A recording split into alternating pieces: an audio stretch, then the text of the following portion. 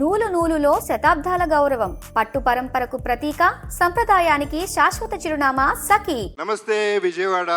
మామూలు కాదయ్యా మీరు. మొత్తానికి విజయవంతంగా పెద్ద టీంని తీసుకొచ్చేశారు. రామ్ చరణ్ని తీసుకురాగలిగారు. మెయిన్లీ థ్యాంక్స్ టు ఎంపీ గారు. ఇంత షార్ట్ టైంలో ఇంత చాలా బాగా ఆర్గనైజ్ చేసినందుకు we're very very happy. 1962 Benz circle దగ్గర సరోజినీదేవి హాస్పిటల్లో నేను పుట్టాను. అప్పుడు బెజవాడ.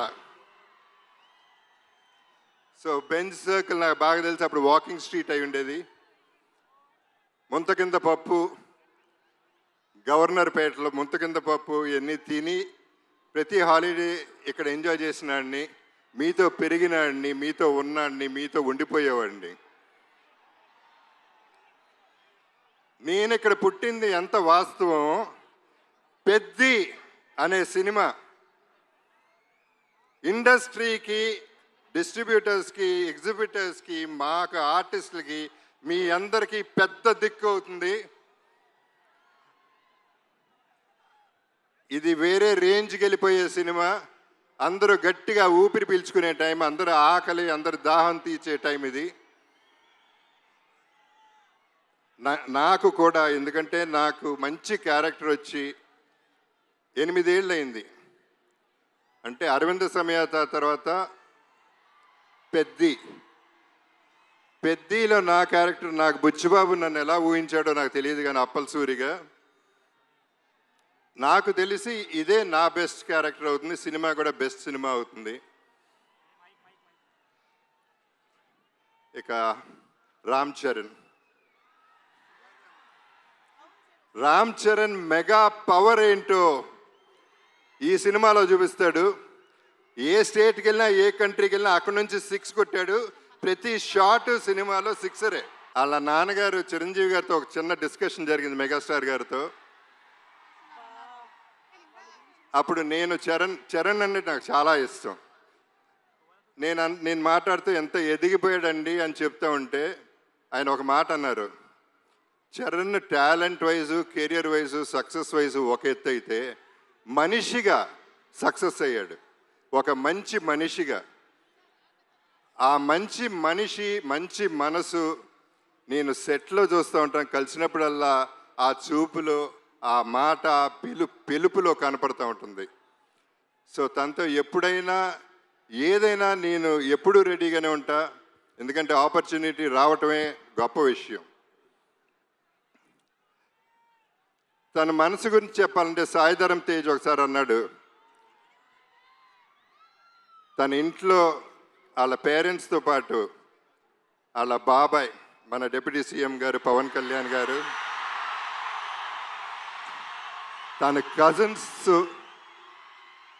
అందరితో చాలా ఆప్యాయంగా ఉంటాడు. చాలా సరదాగా అల్లరి చేస్తూ కలిసిమెలిసి ఉంటామని చెప్పాడు. చాలా సంతోషం.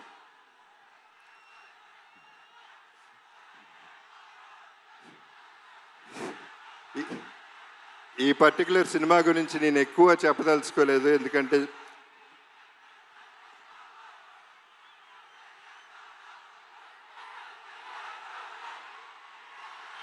ఓకే.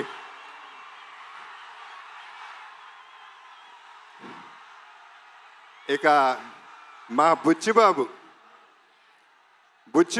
పోర్టబుల్ సైజులో, బఠానీ సైజులో ఇంత ఉంటాడు. తనలో ఎంత బుర్ర ఉందో, ఎంత టాలెంట్ ఉందో, అన్బిలీవబుల్ టాలెంట్ ఉంది, అన్లిమిటెడ్ టాలెంట్ ఉంది. Is unstoppable also. తను పోర్టబుల్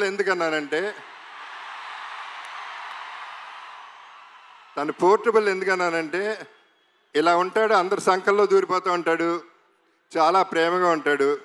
ఆ పోర్టబుల్ సెట్ని ఎక్కడికంటే ప్రతి ఇంట్లో, ప్రతి గుండెల్లో చేర్చేసుకుంటారు. అసలు వదిలితే సంకెక్కేస్తాడేమో అటువంటాడు. తను ప్రతి క్యారెక్టర్ డిజైన్ చేసిన విధానం అద్భుతంగా ఉంటుంది. మీరు చూస్తారు సినిమా, నేను ఎక్కువ చెప్పవసరం లేదు, మీ అందరికీ అన్నీ బాగా తెలుసు. ఇక రెహమాన్ గారి గురించి అప్పుడు ఇప్పుడు ఎప్పుడు కూడా సెల్యూట్ సార్. ఇక ర్యాండీ ఒక వన్ మోర్ అనేది ఎప్పుడు వినపడుతుంది దగ్గర. అండ్ ధైర్యంగా టేక్ ఓకే అని చెప్పగలే ధైర్యం ఒక్క ర్యాండీకే ఉంది డైరెక్టర్ కంటే ముందు. అంత క్యాలిబర్ ఉన్న ర్యాండీతో పనిచేశాను. నా అదృష్టం ఈ సెకండ్ ఇన్నింగ్స్లో ఇటువంటి వాళ్ళతో పనిచేయగలుగుతున్నాను.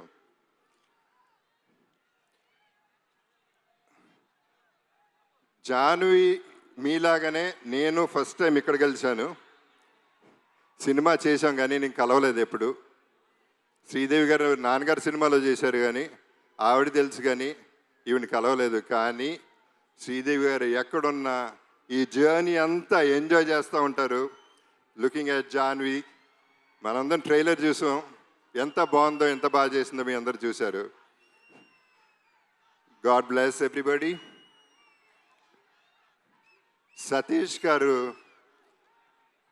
రామ్ చరణ్ తను ఫోన్ ఎత్తి సతీష్ గారికి ఫోన్ చేసి ఈ సినిమా మనం చేస్తున్నాం అని చెప్తే అంతకంటే అదృష్టం ఏముంటుంది. అంటే ఆయన క్యాలిబర్ ఏంటో కూడా మీకు క్లారిటీ వచ్చేసి ఉంటుంది ఈ పాటికి. ఆయన నాకు బాగా నచ్చింది ఏంటంటే ప్రొడక్షన్లో ప్రతిరోజు వచ్చారు, కూర్చున్నారు, ప్యాషనెట్గా సినిమా తీశారు. సో వీళ్ళందరితో పనిచేయటం, I'm sorry if I forgot anybody. So వీళ్ళందరితో పనిచేయటం, ఈ జర్నీ ఎంజాయ్ చేయటం అనేది నాకు ఒక అద్భుతం. నా జీవితంలో ఇదొక అద్భుతం అవుతుంది. నా బెస్ట్ ఫిల్మ్ అవుతుంది, నా బెస్ట్ క్యారెక్టర్ అవుతుంది. ఒకే ఒక డైలాగ్తో ఫినిష్ చేస్తాను. ఆఖరికి వచ్చను కూడా ఒంట్లో దాచుకుని బతకాలంటారా దీని అమ్మ బతుకు. మీ అప్పల సూరి.